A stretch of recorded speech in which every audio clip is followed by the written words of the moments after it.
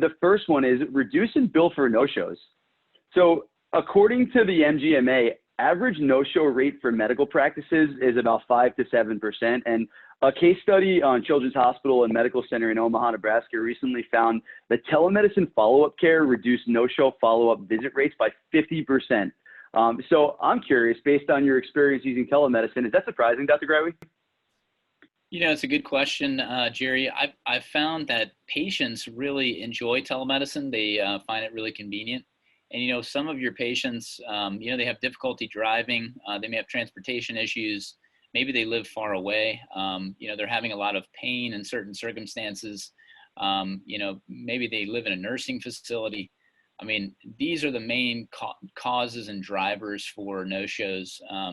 They may be ill even and just don't want to go out. So using telemedicine, people can be seen from their house. They can be on their couch. It's a lot easier to be able to get in touch with your patients. They can be anywhere really, especially if you've got an app that you work through or the web, they can be at home. So there's just a lot of ways for patients not to no-show.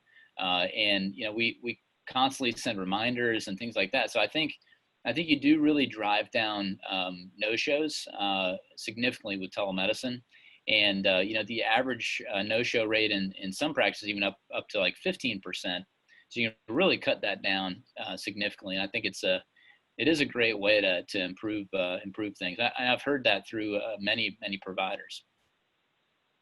It's funny, Mike, preparing for this presentation, I saw some statistics that actually said not 5 to 7%, but 5 to 30%, depending on the specialty and the demographics of the practice.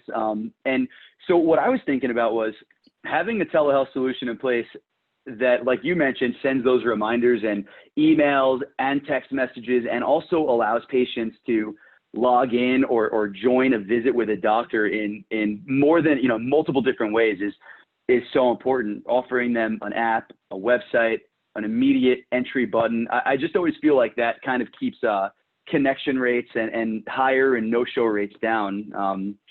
And then everything you said is really great to hear, especially since something I've heard recently is each open unused time slot costs a physician $200 on average.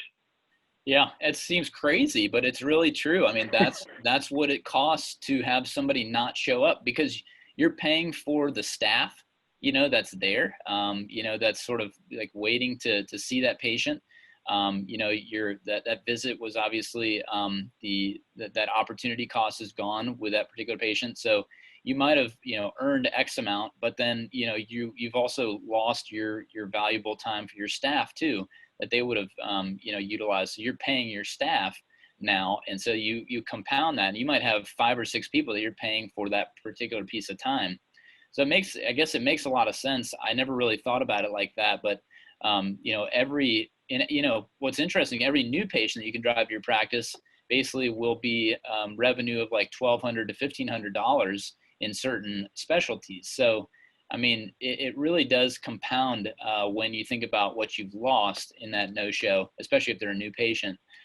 So yeah, I 100% agree. It's a startling statistic for many of us, but I think it's really, it's one of the reasons why we need to make sure that we try to capture those patients if you're trying to improve your revenue in your practice, which obviously that's the one of the ways that we keep our lights on, is making sure that people do come in and they show up for their appointments and everything else.